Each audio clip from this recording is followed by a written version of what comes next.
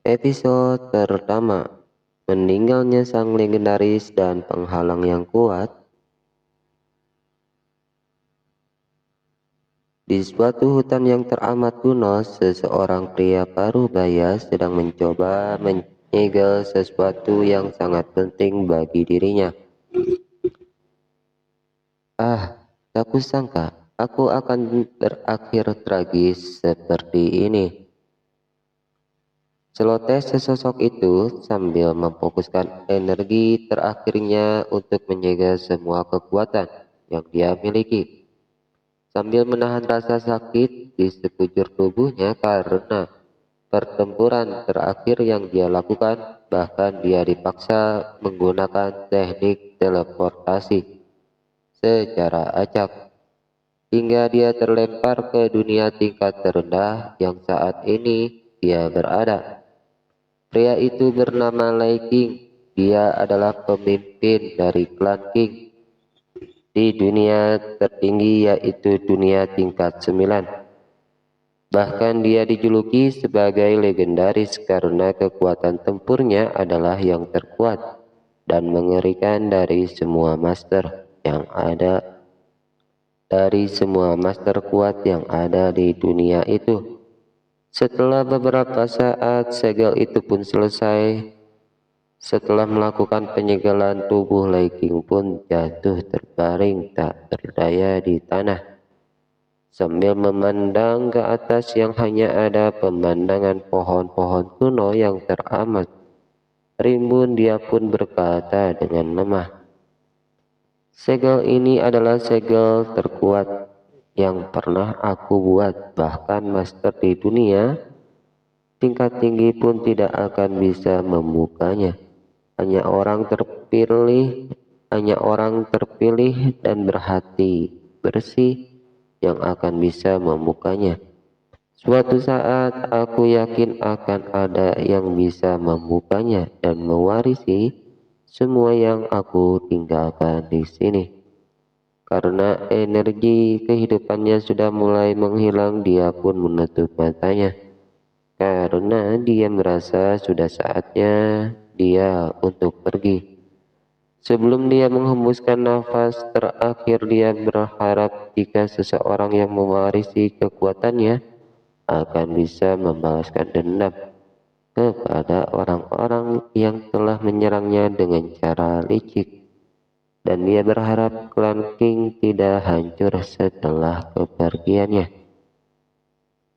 Karena banyak sekali kekuatan yang menginginkan klan King hancur, kalian para rubah licik, suatu saat kalian akan mendapatkan balasan yang setimpal dengan apa yang sudah kalian lakukan. Setelah kematian Lei King pun tubuhnya mulai berubah menjadi energi dan menyebar ke segala arah, membentuk segel area yang cukup luas, membentuk seperti gua lebar yang memanjang. Setelah itu pun segel itu perlahan menembus tanah masuk ke dalam tanah. Peristiwa itu tidak meninggalkan jejak, bahkan tidak merusak area sekitar, seperti tidak pernah terjadi apa-apa di tempat itu. Kematian Lei King pun mengundang fenomena di mana langit yang tadinya cerah menjadi mendung secara tiba-tiba. Bahkan itu terjadi di seluruh langit dunia tingkat 1. Itu membuat suasana siang hari langsung berubah seperti malam hari karena awan mendung menutup seluruh langit dunia tingkat 1. Seluruh orang yang menyaksikan kejadian itu, mereka memandang langit dengan waspada.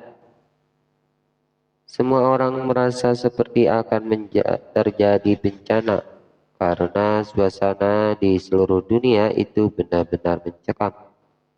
Apa yang sebenarnya terjadi? Apakah akan terjadi bencana yang mengerikan? Seluruh orang pun bertanya-tanya apa yang sedang terjadi. Kenapa aku merasa alam ini sedang bersedih? Iya, aku pun merasa seperti itu. Aku harap, aku hanya berharap ini bukan pertanda buruk.